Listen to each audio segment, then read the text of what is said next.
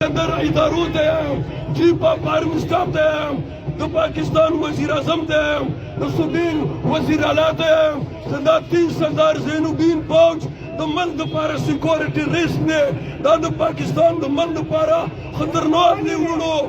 که دا 10,000 فوج دا سني قوم نه وای ودرولی دا به په ډله حمله کوي دا به په کوټه حمله کوي دا به د پاکستان په جی ایچ کو باندې حمله کوي دا په عراق کې ثابته کړله دا په شام کې ثابته کړله دا په افغانستان کې ثابته کړله وروڼو د هغه ذلیل ترین فوج یې جوړ کړی دی که د دغه مخنیوی مو ونه کړه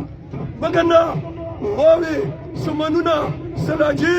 روانې کړلې د پرچیناري سنچګونې استقبال وکړلو د پرچینار پولیس استقبال وکړلو زما پولیس ته شرم پکار دی چې ما خپل کور ته وړه راوړي دي د وړو د روژې دپاره ما راشن راوړی دی ته ورباندې د کنوۍ نه ما کېږدوله ته په کورونو چاپې چای شرم درته پکار دی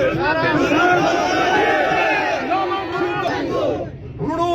د لښکر سربراهي عنایت حسین توري ساجد حسین توري ورسره طهران توري ورسره نورو ملګرو په سلګونو تعداد کې کمانډران ورته مخکې وو په بګنې لښکرکشي وکړله آیا تا یو کس ګرفتار کړی دی تا نن د ما بې ګناه د مظلوم اواز د قرآن مجید اواز د جماعت اواز د کورمي اواز حاجي کریم اورکزی د امن دای د ګرفتار کړی دی زه پوښتنه کوم چې دا تو په کومې ګناه ګرفتار کړی دی آیا د ساجد حسین ویډیوګانې نه دي موجودې د عنایت حسین توري ویډیوګانې نه دي موجودې د تجمل آغا دمکې نه دي موجودې د سیکرټري جلال حسین دمکې نه دي موجودې زه ته څنګه سترګې په پټوې زه ډي پي او ته یم زه د دغې علاقې چیف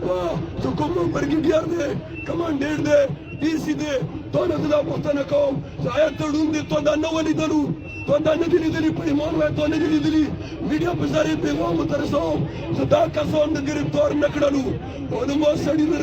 خلاص نه کړلو انشاءالله شورا به کیني فیصله به کوي هغه پرې بیا نه پڅېږو چې څوک پرې مخ بند کوي بیا نه یې راخلاص کړي انشاءالله